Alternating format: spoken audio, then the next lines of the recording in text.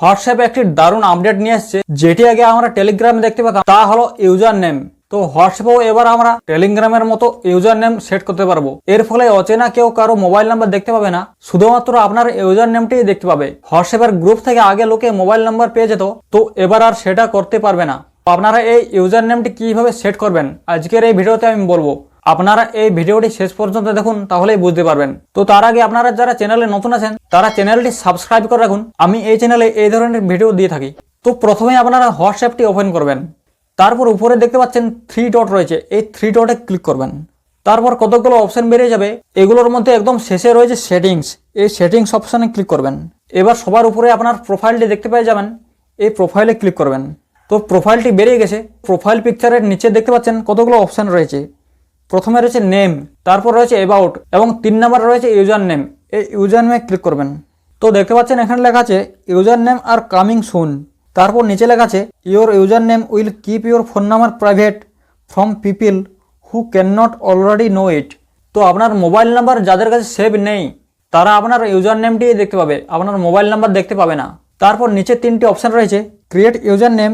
তো এখানে ক্লিক করে আপনি ইউজার নেম ক্রিয়েট করতে পারবেন। আর যদি আপনি আপনার ফেসবুক বা ইনস্টাগ্রামে যে ইউজার নেম দেওয়া আছে সেগুলো দিতে চান, তাহলে এই নিচের অপশানগুলোতে ক্লিক করবেন। তো আমি ক্রিয়েট করে দেখাই। তো এই ক্রিয়েট ইউজার নেম এই অপশানে ক্লিক করবেন। তারপর দেখতে পাচ্ছেন ইউজার নেম লেখার জায়গাটি চলে এসছে, এখানে আপনি আপনার ইউজার নেমটি দিয়ে দেবেন। তো আমি দেখানোর জন্য একটি ইউজার নেম দিয়ে দিচ্ছি। তো দেখুন আমি এখানে হিজিবিজি লিখেছি। তো এই ইউজার নেমটি আগে কেউ ব্যবহার করেছে, তাই আমি এখানে কতগুলো সংখ্যা লিখে দেবো। তো দেখুন এই ইউজার নেমটি অ্যাভেলেবেল আছে। তো আপনারা এইভাবে আপনার ইউজার নেমটি কালেক্ট করে নেবেন। তারপর নিচে সেভ অপশান রয়েছে, এই সেভ অপশানে ক্লিক করবেন। তো দেখুন ইউজার নেমটি ক্রিয়েট হয়ে গেছে। এবার নিচে ডান অপশান রয়েছে, এই ডান অপশানে ক্লিক করবেন। তো এরপরের পেজটি চলে এসছে। এখানে আরেকটি অপশান রয়েছে contact me by user name. তো আপনার ইউজার নেমটি কে দেখতে পাবে সেটি এখানে ক্লিক করে সিলেক্ট করে নেবেন। আর যদি আপনারা চান ইউজার নেমটি চেঞ্জ করতে বা ডিলিট করতে, সেটিও করা যাবে। তো উপরে দেখতে পাচ্ছেন এডিট অপশান রয়েছে, এই এডিটে ক্লিক করবেন। তারপর দেখতে পাচ্ছেন নিচে 2টি অপশান চলে এসছে চেঞ্জ ইউজার নেম এবং ডিলিট ইউজার নেম।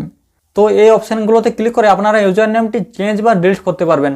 তো আমি এই ডিলিট ইউজার নেমে অপশানে ক্লিক করে ইউজার নেমটি আপাতত ডিলিট করে দিচ্ছি। তো ডিলিটে ক্লিক করার পর দেখতে পাচ্ছেন একটা ওয়ার্নিং আসছে। তো এখানে আমি আবার এই ডিলিট অপশানে ক্লিক করব। তো দেখুন ইউজার নেমটি ডিলিট হয়ে গেল। তো আপনারা এইভাবে ইউজার নেম সেট করতে পারবেন এবং এটি এডিট বা ডিলিটও করতে পারবেন। তো আপনারা কি ইউজার নেম দিতে চান সেটি কমেন্ট করে জানান। আর এই আপডেটটি আপনাদের কেমন লাগলো সেটিও কমেন্ট করে জানাতে ভুলবেন না। তো আজকের ভিডিওটি এখানে শেষ করলাম, দেখা হচ্ছে পরের ভিডিওতে।